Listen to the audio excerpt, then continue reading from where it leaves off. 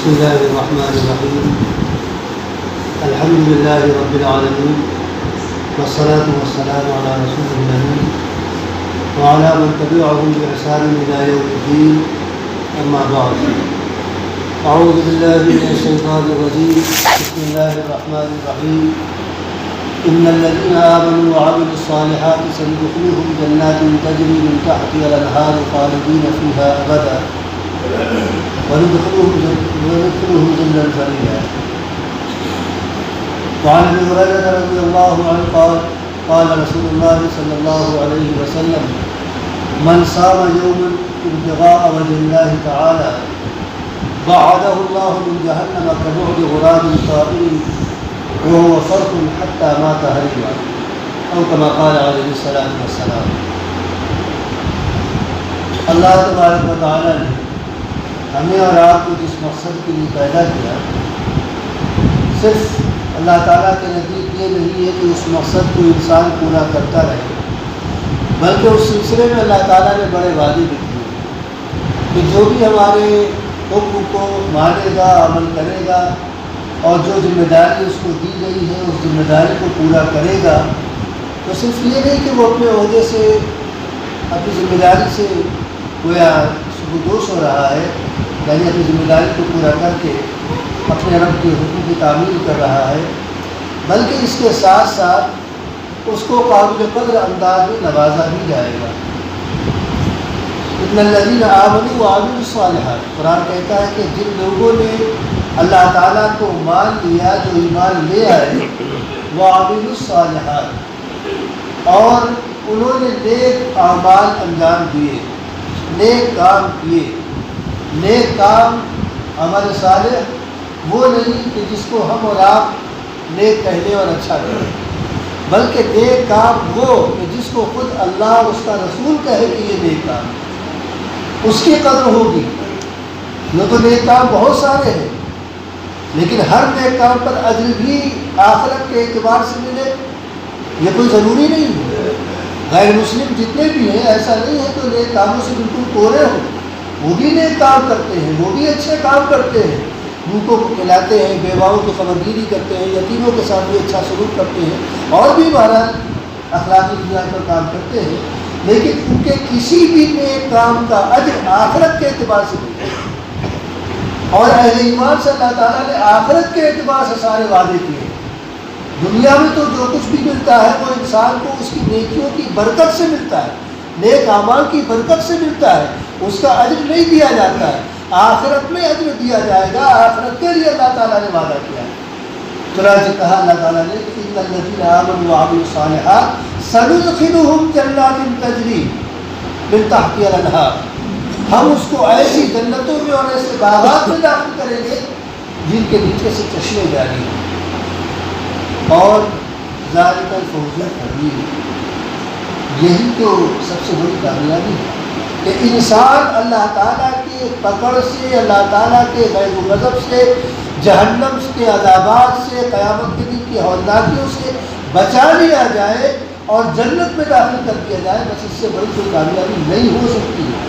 دنیا میں کسی قسم کی کامیابی ملے یا نہ ملے، لیکن اگر آخرت میں یہ کامیابی مل گئی تو اس سے بڑھ کر کسی کامیابی کا نہ کوئی تصور ہے، نہ اس سے بڑھ کر کوئی کامیابی ہو سکتی ہے۔ سندخلهم جنات تجری من تحتها الانہار، ہم ایسے باغات میں داخل کریں گے جن میں نیچے اس کے چشمے جاری ہیں، یعنی حسین و بڑی باغات۔ نبی کریم صلی اللہ علیہ وسلم نے خود بھی نیک کام کیے اور نمونے اس کے ہمارے آپ کے سامنے رکھے، اور کچھ کاموں کے سلسلے میں ہمیں اور آپ کو حکم بھی دیا۔ ابھی ہم نے آپ کے سامنے جو حدیث پڑھی اس میں ایک نیک کام کے سلسلے میں اللہ کے رسول نے بشارت سنائی۔ آپ نے فرمایا کہ من صام یوما ابتغاء وجہ اللہ، جس کسی نے بھی ایک دن کا بھی روزہ رکھا محض اللہ تعالیٰ کی خوشنودی سے، اور کوئی غرض و غایت نہیں، صرف اللہ تعالیٰ کی خوشنودی، اللہ تعالیٰ کی رضا اور اس کی محبت حاصل کرنے کے لیے ایک دن کا بھی روزہ رکھا، تو بشارت یہ ہے کہ بعدہ اللہ من جہنم اللہ تعالیٰ اس کو جہنم سے دور کر دے گا اس ایک روزے کی برکت سے. اور کتنا دور کرے گا؟ کبعد غراب طائر وهو فرخ حتى مات حریفا. اتنی دور کر دے گا جہنم سے قیامت کے دن کہ جتنی دور ایک کوبا اس کا بچہ جب اڑنے کے قابل ہو جائے اور وہ مستقل اڑتا رہے یہاں تک کہ بوڑھا ہو کر مر جائے. کبھی کسی موقع پر وہ قیام نہ کرے، کہیں اپنی اڑنے کی رفتار میں کمی نہ لائے اور مستقل اڑتا چلا جائے، آگے بڑھتا چلا جائے. تو جتنی دوری وہ اپنے بڑھاپے بلکہ اپنی موت تک طے کر لے گا، اللہ تعالیٰ اس ایک روزے کی برکت سے جہنم سے انسان کو یعنی روزے دار کو اتنی دور کر دے گا. توبے کے مطابق کہا جاتا ہے کہ تقریباً اس کی عمر 1000 سال ہو چکی. اب آپ اندازہ لگائیے، اگر مان لیجیے 5-6 مہینے میں عمر کے قابل ہوا تو کتنی عمر ہو رہا ہے؟ نہیں کچھ تو کم سے کم 990 سال تو ہو رہا ہے. 10 سال آپ نکال دیجیے. 990 سال تک مستقل اعتدال کے ساتھ آگے بڑھتا چلا جا رہا ہے، اڑتا چلا جا رہا ہے. اپنے آشیانے سے کتنی دور چلا جائے گا شاید ہم سوچ بھی نہیں پائیں گے. اس دنیا کو معلوم نہیں کتنے چکر یا اس دنیا کی جیسی کتنی دنیاؤں کو وہ طے کر لے گا. اتنی دوری پر اللہ تعالیٰ اس ایک روزے کی برکت سے اپنے روزے دار کو جہنم سے دور کرے گا. اور یہ وہ روزہ ہے جو رمضان کا نہیں ہے، عام دنوں کا روزہ ہے، نفل روزہ ہے. اس نفل روزے کی یہ برکت ہے. تو آپ اندازہ لگائیے کہ رمضان کے روزے کا کیا معاملہ ہوگا. رمضان کے روزے میں اللہ تعالیٰ کتنی دور کر دے گا. صرف ایک روزے سے کہ جائے کہ 30 روزے رکھ لیے جائے تو جہنم سے کتنی دور انسان کر دیا جائے گا. اس قدر یعنی اس کی تمازت تک نہیں پہنچے گی. جہنم کی جو تپش ہے جو دور سے محسوس کی جائے گی، اس تپش سے بھی اللہ تعالیٰ اپنے روزے دار بندوں کو بچا کر دے گا. اس میں جو چیخ پکار ہو رہی ہے جہنم کے اندر، اس چیخ پکار کی آواز اس کے کانوں میں نہ جانے پائے کہ اس کی روح کو، اس کے ذہن کو اذیت ہوگی. اتنی دور رکھا جائے گا اسے. لیکن بڑے افسوس کی بات ہے کہ ماہ رمضان آیا اپنی تمام جلوہ سامانیوں کے ساتھ، اور آج 27ویں تاریخ بھی ہوئی، یعنی 27 روزے تقریباً نکل گئے. آج کا روزہ سمجھیے عادت نکل ہی گیا، چند روزے باقی رہے. 27 روزے نکل گئے. رمضان آیا تھا ہماری آپ کی تطہیر کے لیے، ہمیں اور آپ کو پاک کرنے کے لیے اور اللہ تعالیٰ کے سامنے کھڑا ہونے کے قابل بنانے کے لیے کہ اللہ تعالیٰ پاکیزہ ہے اور اس کے سامنے پاکیزہ چیز ہی پہنچ سکتی ہے. غیر پاکیزہ چیز اللہ تعالیٰ کے حضور میں نہیں پہنچ سکتی. اور ہمارے اندر پاکیزگی چھو بھی نہیں گئی تھی. ہم سال بھر تک مستقل اللہ تعالیٰ کی نافرمانی میں، اس کی معصیت میں پڑے رہے. ہم پورے کے پورے غرق ہو گئے نافرمانیوں میں. ہم کتنے گندے ہو گئے تھے، کس قدر ہم پر سیاہی آ گئی تھی گناہوں کی. اللہ تعالیٰ نے روزہ دیا تھا. یہ ہماری آپ کی سعادت مندی کی بات ہے اگر ہم اس سے بھرپور طریقے کا فائدہ اٹھائیں. کیونکہ روزے کی برکت، روزے کی تاثیر یہ ہے کہ لعلکم تتقون، تمہارے اندر طہارت اور پاکیزگی پیدا ہو جائے. یہ پاکیزگی پیدا کرنے کے لیے اللہ تعالیٰ نے رمضان کا مہینہ ہمیں اور آنے دیا تھا.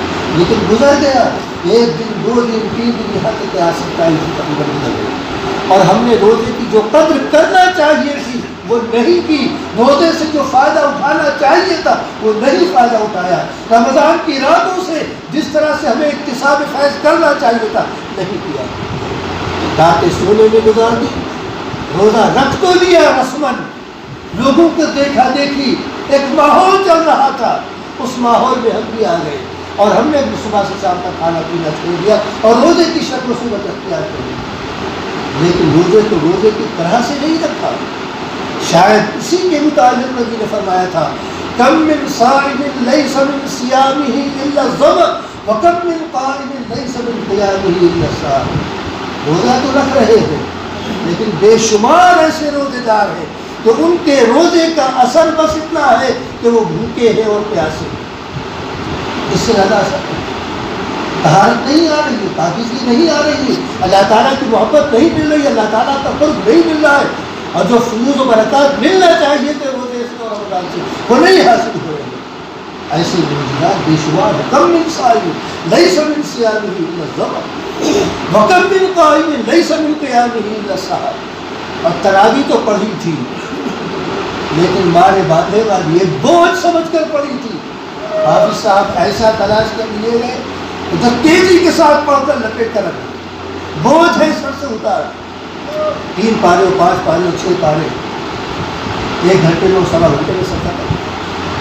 نہ قرآن کا حق ادا ہو رہا ہے, نہ تراویح کا کوئی نماز کا کچھ وغیرہ کوئی اہتمام کچھ. پھر مقتدی حضرات کچھ پیچھے بیٹھے باتیں کر رہے ہیں, گپ شپ کر رہے ہیں, امام صاحب کو اور شان سے کہتے ہیں ہم نے قرآن مکمل سن لیا. کیا سن لیا؟ تو حکم میں قائم اور تہجد ہر روز سحری کے لیے ہو سکے لیکن 2 رکعت تہجد پڑھنے کی توفیق نہیں. وہی مقبول ہوگا. وکم من قائم لیس من قیامہ الا السہر. ہاں تراویح میں کھڑے ہوئے تھے یا کبھی توفیق مل گئی 2-4 رکعتوں کی تہجد میں پڑھ تو لی لیکن بس ایک شکل تھی نماز کی جو پیش کر دی گئی, نتیجہ 0 ہی رہا. بس ہر جگہ ہو گیا. تراویح کے نام پر یا تہجد کے نام پر یا شب بیداری کے نام پر ایک رسم ادا کر دی اور یہ اطمینان کر لیا کہ ہم نے 27ویں شب جاگی, ہم نے 25ویں شب جاگی یا ہم نے فلاں شب جاگی. اس طرح سے ہم نے اپنے دلوں کو گزارا اپنے راتوں کو. کم سے کم اب سے ہم اپنی آنکھیں کم سے کم اب سے ہم بیدار ہو جائیں. ابھی بھی کچھ گیا نہیں ہے. اللہ تعالیٰ کو اپنے بندوں پر بے انتہا مہربان ہے. بندہ ایک قدم اللہ تعالیٰ کی طرف بڑھتا ہے, اللہ تعالیٰ ایک ہاتھ بڑھ کر آتا ہے. بندہ چل کر اپنے رب کی طرف جاتا ہے, اللہ تعالیٰ دوڑ کر اپنے بندے کی طرف جاتا ہے. اگر ابھی بھی ہم حل کرنے کا ذہن بنا دیں اور جو 2-3 دن رہ گئے ہیں روزے کے اس کو ہم صحیح معنوں میں رکھ لیں, یہ سوچ کر رکھ لیں کہ یہ ہمارے آخری روزے ہیں. اب جب رمضان آئے گے شاید ہم بھی آج کے جمعے کو ہم الوداع کا نام دیتے ہیں اور بعض لوگ بڑا اہتمام کرتے ہیں کہ نیا جوڑا پہنیں گے اور بڑی خوشی منائیں گے. الوداع کس چیز کو الوداع؟ رمضان کو الوداع کہیں گے. آپ رمضان کو کیا الوداع کہیں گے؟ رمضان ہم کو الوداع کہہ رہا ہے, آپ کو الوداع کہہ رہا ہے. رمضان تو پھر آئے گا, جب تک زمین و آسمان قائم ہے رمضان آتا رہے گا لیکن ہم اور آپ نہیں رہیں گے. تو رمضان ہم کو آپ کو الوداع کہہ کے جا رہا ہے کہ بھائی الوداع آپ چلے, اب جب آئندہ آنا ہوگا تو پتہ نہیں تم سے ملاقات ہوگی کہ نہیں. تو یہ سوچ کر کہ شاید یہ ہماری زندگی کے 2-3 روزے رہ گئے ہیں, اس کے بعد روزہ رکھنے کا رمضان کے موقع پر موقع نہیں مل سکے گا. اگر اس انداز سے روزہ رکھ لے تو ابھی بھی کچھ گیا نہیں ہے. صبح کا بھولا شام کو آ جاتا ہے تو اللہ تعالیٰ کو بھولا نہیں کر جاتا ہے. زندگی بھر ایک انسان گناہ کرتا رہتا ہے, اللہ تعالیٰ کی نافرمانی کرتا رہتا ہے یہاں تک جہنم کی دہلیز پر پہنچ جاتا ہے. لیکن اللہ تعالیٰ اپنے بندے کے کسی ایک عمل کو اس قدر پسندیدہ قرار دیتا ہے کہ جہنم کی دہلیز سے اس کو جنت کی دہلیز پر پہنچا دیتا ہے, جنت کا حقدار بنا دیتا ہے, جہنم سے اس کو نجات دیتا ہے. تو کیا بھائی یہی 2-3 روزے ہماری زندگی میں تبدیلی پیدا کرتے ہیں, ہمارے اندر انقلاب پیدا کرتے ہیں, ہمارے اندر طہارت بھی آ جائے, ہمارے اندر تقویٰ بھی آ جائے, ہمارے اندر اللہ تعالیٰ کا خوف پیدا ہو جائے اور اللہ تعالیٰ کو ہماری آپ کی مغفرت کر دی جائے اور تمام ہولناکیوں سے اور تمام ایسی ناپسندیدہ چیزوں سے جن کو کسی بھی طور پر گوارا نہیں کیا جا سکتا, اللہ تعالیٰ ان سب سے ہماری آپ کی حفاظت کر لے اور اپنے عرش کے سائے میں لگا دے, اپنی محبت میں لگا دے اور اپنی جنتوں میں بالا خانوں کا ہم اور آپ کو حقدار قرار دے. محض 2-3 روزوں کی برکت سے, 2-3 تراویح کی برکت سے تو ابھی کو نہیں گزرا ہے. اگر ہم اس انداز سے باقی روزے رکھ لیں, باقی راتوں کی پر نکل دیں تو اللہ تعالیٰ ابھی بھی اپنے بندے کو معاف کرنے کے لیے تیار ہے. ابھی بھی طہارت اور تقویٰ اس کو اندر پیدا کرنے کو اللہ تعالیٰ تیار ہے. آخری لمحات تک اللہ تعالیٰ اپنے بندے کا گویا انتظار کرتا ہے کہ کب میرا بندہ میری طرف پلٹ آئے. وَمَن تَابَ وَعَمِلَ صَالِحًا فَإِنَّهُ يَتُوبُ إِلَى اللَّهِ مَتَابًا. جو اپنے ماضی پر توبہ کر لے شرمسار ہو کر اور نیک اعمال اختیار کر لے تو حقیقت میں اپنے مرجع کی طرف لوٹ آیا, اپنی حقیقی پروردگار کی طرف لوٹ آیا. اس کا لوٹنا واقعی لوٹنا. تو رمضان کی روزی، رمضان جا رہا ہے، افسوس کا موقع ہے، لیکن یہ ان لوگوں کے لیے افسوس کا موقع ہے جنہوں نے اپنے مقدور بھر کوشش کی رمضان کی قدر کرنے کی، دنوں کی بھی اور راتوں کی. لیکن ان کے لیے بڑی خوشی کا موقع ہے کہ جنہوں نے رمضان جیسی جو پابندیاں تھیں ان کے ختم ہونے کا ان کو انتظار تھا، وہ انتظار نہیں رہا. بہرحال یہ بات جو نبی نے فرمائی کہ ایک کوے کا بچہ اڑنا شروع کرتا ہے اور مستقل ہوتا چلا جاتا ہے، ہوتا چلا جاتا ہے، یہاں تک کہ بوڑھا ہو کر مر جاتا ہے. جتنی دوری وہ اپنے اس عمر میں طے کرتا ہے، اللہ تعالیٰ اس ایک روزے کی برکت سے، یعنی نفل روزے کی برکت سے اللہ تعالیٰ اس کو جہنم سے دور کر دیتا ہے. ہم جو بھی روزے باقی رہتے ہیں ان سے قدر کریں، اپنے روزوں کی بھرپور حفاظت کریں، زبان کی حفاظت کریں، یعنی زبان کا بھی روزہ ہو، نگاہ کا بھی روزہ ہو، کانوں کا بھی روزہ ہو، ہاتھ پیروں کا بھی روزہ ہو، پورا ہمارا بہتر روزے دار بن جائے اور اللہ کے لیے یہ ہو جائے.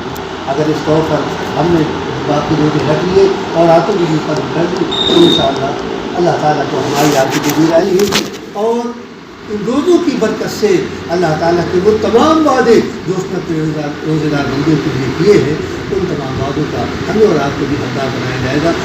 رمضان کے روزوں کے متعلق ایک بات حدیث میں یہ ملتی ہے کہ جنت میں ایک دروازہ ہے جس کا نام ریان ہے، اس سے صرف روزے دار ہی داخل ہو سکیں گے. اور ایک موقع پر نبی کریم صلی اللہ علیہ وسلم نے یہ بھی بات ارشاد فرمائی کہ اللہ تعالیٰ کے پاس ایک دسترخوان ہے، اس دسترخوان پر ایسی ایسی بیش بہا قسم کی نعمتیں ہیں جن کو نہ کسی آنکھ نے دیکھا، نہ کسی کان نے سنا، نہ کسی دل پر اس کا وہم گمان گزرا ہے. ایسی نعمتیں ہیں اس دسترخوان پر، اور اس پر صرف روزے دار بیٹھے، کوئی غیر روزے دار نہیں بیٹھے. تو ہماری آپ کی ضیافت اس طرح سے کی جائے گی. اللہ تعالیٰ مسلمانوں کو باقی وقت کا قدر کرنے کی توفیق عطا فرمائے.